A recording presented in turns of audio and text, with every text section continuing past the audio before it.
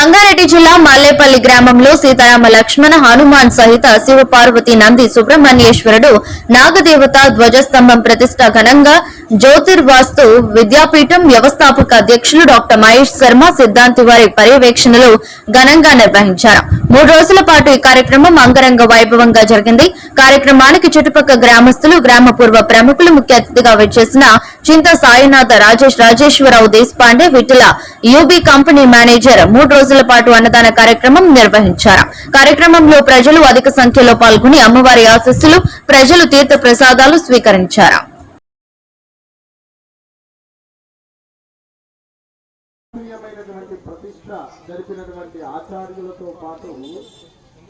అంత వేదాభ్యాసనం చేసినటువంటి ఆచార్యులతో పాటు కేవలం అక్కడ చూడడం చేతనే మనమందరం ఇక్కడికి వచ్చి కూర్చుంటే చాలు ఆ మహాయాగాలు చేసినటువంటి ఫలితం వచ్చేటువంటి యుగము కలియుగం. ఇందులో కొంత సేవ చేసినా సరే, అల్పమైనటువంటి సేవ చేసినా సరే మనం సాత్పుణ్యమైనటువంటి స్థితిని పొందుతాం. అందులో ప్రతిష్ట ఉత్తమోత్తమైనటువంటి క్రియ. భగవంతుణ్ణి అప్పటి వరకు అది అంతేనా మొన్న ఈరోజు పరమాత్మగా మారింది. ఎట్లా మారింది? సంస్కారాల చేత మారింది. అట్లనే మనము కూడా మన శరీరానికి, మనస్సుకు నిరంతరము సంస్కారాన్ని అందిస్తూ ఈశ్వరత్వాన్ని పొందాలి. అదే మనకి ప్రతిష్ట నేర్పుతుంది. ప్రతిష్టకు రావడం ద్వారా ఏంటిది అని అంటే అన్ని తెలుసు, మనకు అన్ని చేసి చూయించాడు మన మానవులకందరికీ. గొప్ప వ్యక్తి మానవులతో మనం అంతా పొద్దున్నే అది చేయాలి, ఇది చేయాలి, తల్లిదండ్రులను అంత ప్రేమగా చూస్తూ ప్రేమను పంచి ఒక భార్యతో ఎట్లా ఉండాలి, ఒక తండ్రితో ఎట్లా ఉండాలి, ఒక కొడుకుతో ఎట్లా ఉండాలి, రాముని యొక్క అది భక్తు దశానన పదార్థాయ ధర్మసంస్థాపనాయ రాక్షసానాం వినాశాయ దైత్యానాం నిధనాయ పరిత్రాణాయ సాధూనాం తతో రామ స్వయం హరి.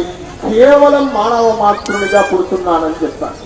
అందుకనే మనం ఎన్ని అనుభవిస్తామో దానికంటే మనం 2 విడవక ఈశ్వరత్వాన్ని పొందాలి. అందుకనే మనకందరికీ కొన్ని యుగాలైపోయినా కూడా పూజ్యుడయ్యాడు, ఆదర్శవంతుడయ్యాడు.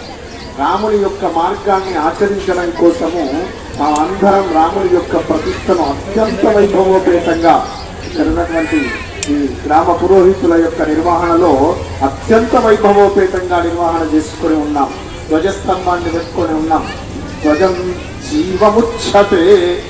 ప్రతి దేవాలయానికి ధ్వజము ప్రాణము వంటిది అని చెప్పారు. శాస్త్రీయమైనటువంటి ప్రతిష్ట జరిపినటువంటి ఆచార్యులతో పాటు, అంత వేదాభ్యాసనం చేసినటువంటి ఆచార్యులతో పాటు కేవలం అక్కడ చూడడం చేతనే మనమందరం ఇక్కడికి వచ్చి కూర్చుంటే చాలు ఆ మహాయాగాలు చేసినటువంటి ఫలితం వచ్చేటువంటి యుగము కలియుగం.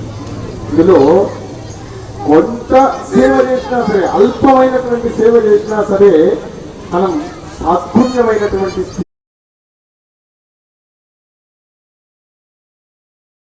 వారికి స్వాగతాన్ని పలికి వారి యొక్క